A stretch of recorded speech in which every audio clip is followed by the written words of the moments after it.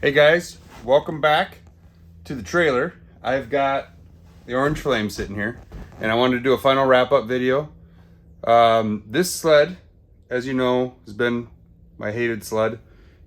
I hated it because it broke down. It left me stranded on 3 trips in a row, 3 years in a row, which leaves a sore spot in a guy's mouth, right? So I had no real respect for this thing.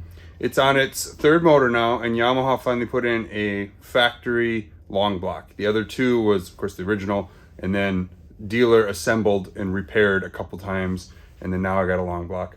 And I'm proud to say, she made it. That says 2 trips in a row. I did nothing. I threw it in the trailer in between the first trip and the second trip. Of course, Bob broke, so now I got a chance to ride this. I did 350 miles, and I want to show you. Of course, it's just my temp thing, but 45 miles this year on 2 trips, 60 hours, 1,300 on the odometer. Finally, it's working. And on to that end, I wanted to kind of cover a little bit about what I like about it and what I don't like about it. So let's do that real quick. All right, so what do I like about the Flame and what do I not like about the Flame? Well, number one, I like that it's running. It was refreshing to turn the key, put some gas in it, and go. And that's what I like to do. That's what I used to do at the Apex. It was all the summer work, mainly mods. Turn the key, I don't lift the hood all winter, and then park it. A little low on mileage. I like to do more of 1,000. I usually get 3 or 4 trips, but you know, it is what it is with time constraints these days. So I love the power. I don't remember I remember my initial reaction when I bought this sled brand new was it's a pooch. And I did not like it at all from a power perspective. Coming from a 300 horse Apex, going to a 200 horse it wasn't that great. For whatever reason, this new motor is a ripper.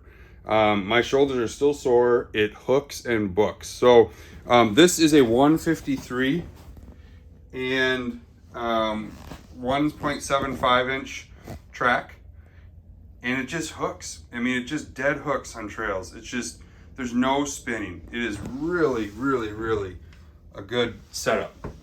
Now, it is a handful in the trails, and that's probably one of the things I did not like. My shoulders are sore from holding on, but also from steering this pig through tight turns and stuff like that. So I think in my future, I think Barn of Parts has a nice MPS kit for this now, for this kind of this BTX spindle. They call it their like mountain spindle or whatever it is.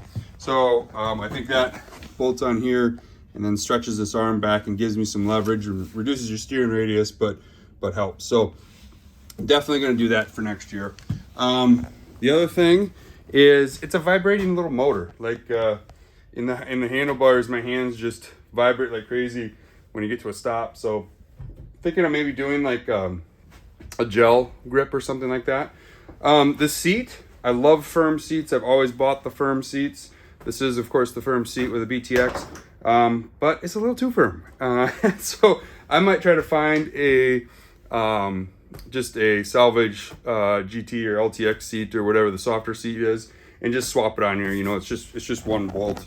You know, I got this screw on here now, this knob order from Ulmer. So like that, I might just try that. There's no harm, no foul to throw a new seat on. Other than that, I was trying hard thinking about what I'm going to do, and so this summer I'm going to do a video on bulletproofing the sidewinder. So when you bulletproof a sidewinder, it's a bunch of stuff in the drivetrain and things like that, you know, these have been out since 17. This is a 17. And so lots of guys have figured out lots of good solutions for your top gear, your drive shaft bearing. Barn of Parts has a whole store on stuff for the sidewinders, so I'm probably going to clean him out and get a bunch of stuff to just continue the reliability theme of this sled now. No more tuning, no more power. It doesn't need it for what we need to do. And honestly, when you've got, you know, Bob sitting there with, you know, sporting 400 or 500 horsepower, I don't really need a tuner sled. I want, when this one breaks, you know, which is what is happening, you know, I got this guy to ride, and it's a hoot. It is a really fun sled. I see why guys like them, you know, and I get it. The other thing, it's the most comfortable sled in my fleet, which is crazy to me. I've got the aftermarket ZX2 under there. This one's better in the moguls. So when it really gets choppy, I'd rather be in Bob. But this one does really good in like the chatter and stuff like that. And these are like the crap shocks, you know? Like I didn't expect float 3s to really do anything. So like that, I keep thinking what I want to change on the suspension to make it a little bit smoother, but I don't know. I don't know that I'm gonna do anything.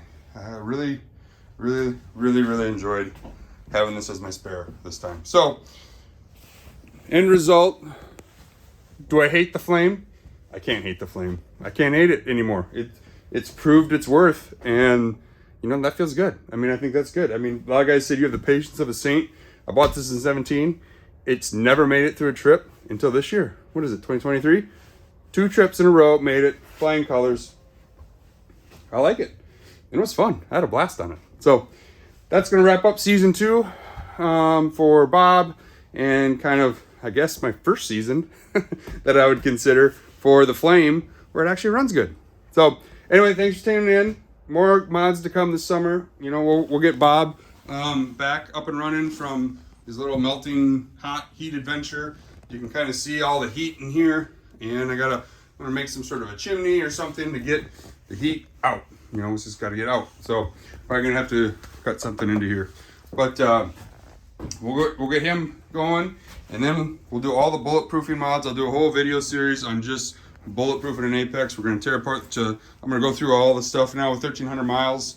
It's time to go through everything in the skid.